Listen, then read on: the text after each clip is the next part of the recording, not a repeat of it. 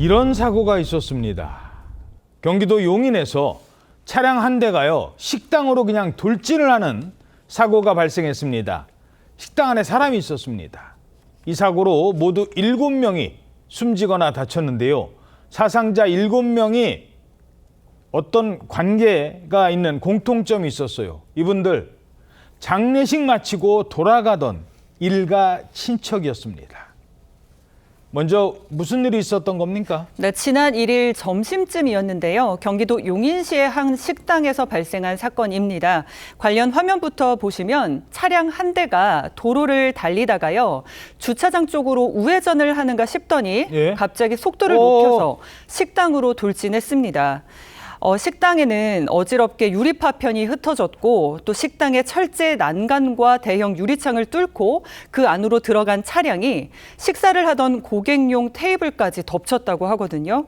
이날 사고로 80대 여성 1명은 심정지 상태로 병원으로 옮겨졌지만 숨졌습니다. 그리고 숨진 여성의 근처에서 식사하고 있던 또 다른 80대 여성과 50대 여성이 중상을 입는 등 모두 6명이 크게 다쳤습니다. 자, 사고 목격자 얘기가 이런 말을 했습니다. 거기 있던, 그 자리에 앉아있던 분들 대부분, 거의 전부 옷차림이 특이했어요. 상복 입은 여자분들 울고 있었고, 상복 입은 어떤 다른 여자분들은 의자에 앉아서 119 구급대원들이 막 처치해줬고, 너무 아싸리 돼 있고, 그 장애를 치르신 분들인지 사고 차 안에 계신 분들이 나와서 계속 막 울고 있고 그래서. 아직 상복을 입은 상태였다고요? 그렇습니다. 이게 피해자 입장에서 보면 참 황망하게 어떻게 이런 일이 있을 수 있을까 싶은 사건인데요. 알고 봤더니 숨지거나 다친 이 피해자 7명이 일가 친척이었는데 이날 장례식을 마치고 식당을 찾은 상태였다고 합니다. 장례는 사고 당일 중상을 입은 80대 여성의 남편 장례식이었습니다. 모든 절차를 마치고 친척 등 이 문상객들과 이 식당의 홀을 빌려서 식사를 하고 있던 그 자리에서 갑자기 차가 돌진해서 사고가 났다는 거예요.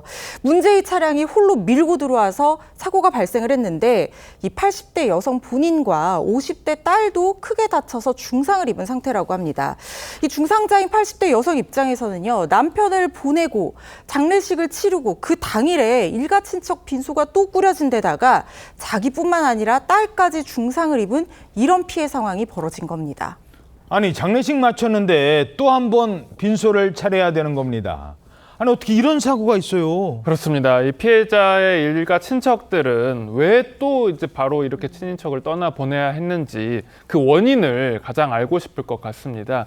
그런데 이 원인 규명을 위해서 경찰이 본격적으로 수사에 나선 상황인데 우선 이 운전자에게서 당시에 음주라든지 무면허라든지 이런 교통법규 위반의 소지는 발견되지 않았고요.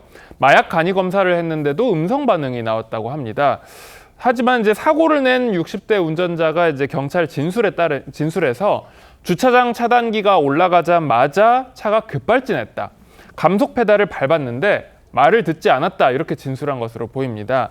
자, 경찰은 국과수에 사고 차량 감정을 의뢰했는데 이 감정 결과에 대한 회신이 오려면 최소 한 달 정도는 걸릴 것으로 보입니다. 예.